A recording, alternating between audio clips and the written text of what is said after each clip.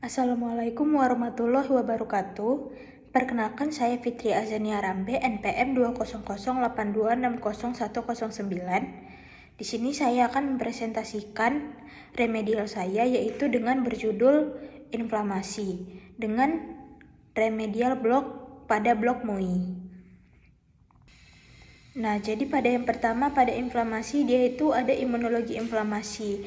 Nah, jadi imunologi inflamasi itu ada 3, yaitu lokal, akut, sama kronik.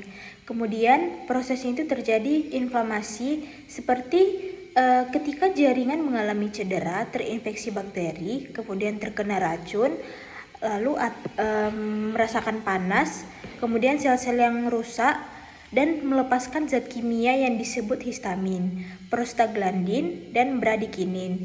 Nah, fungsinya itu agar pembuluh darah melebar sehingga lebih banyak darah dan sel darah putih mengalir ke area tersebut.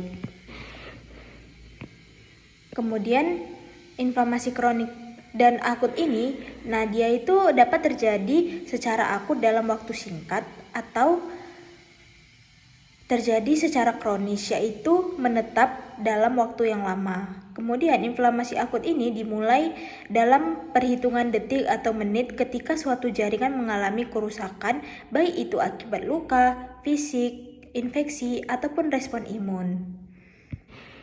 Nah, kemudian penyebab terjadinya pembengkakan, di mana di penyebab terjadinya pembengkakan itu, dia itu pada seluruh tubuh atau dalam istilah medis disebut edem atau pembengkakan. Nah, kemudian dia itu adalah suatu pembengkakan pada tubuh akibat dari adanya penumpukan cairan di jaringan yang menyebabkan dari edema ini bermacam-macam seperti infeksi, proses peradangan, masalah jantung, sirosis, atau masalah kesehatan lainnya.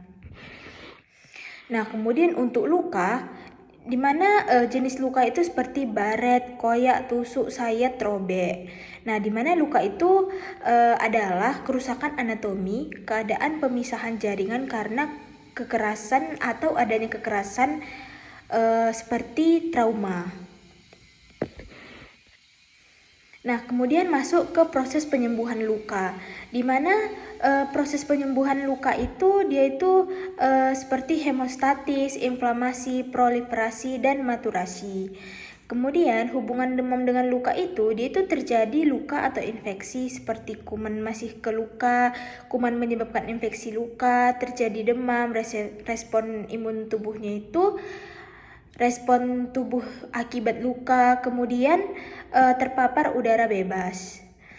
Lalu tindakan yang dilakukan bila luka itu seperti bisa kita istirahatkan, bersihkan luka dengan air mengalir, kemudian keringkan luka, tutup luka dengan kaca steril, rekatkan dengan plester. Tutup luka dengan kaca steril itu dapat mengakibatkan adanya luka ini dia itu biar bisa sembuh atau bisa memudar gitu. Jadi lukanya itu lama-kelamaan jadi kecil, cukup gunakan pada plester.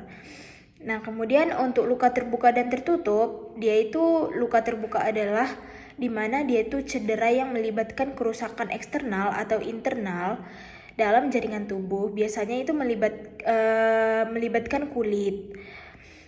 Luka tertutup itu adalah luka biasanya berasal dari benturan benda yang tumpul. Nah, lalu mekanisme demam, di mana mekanisme demam itu dia itu infeksi atau cedera jaringan inflamasi, akumulasi monosit makrofag yang dimana pelepasan pirogen endogeni interleukin 1 dan interleukin 6 itu merangsang saraf vagus sinyalnya mencapai sistem saraf pusat pembentukan prostaglandin, otak merangsang hipotalamus dan meningkatkan suhu. Baik, cukup sekian isi presentasi saya yang dengan berjudul inflamasi. Jika ada kesalahan saya mohon maaf, kepada Allah saya mohon ampun.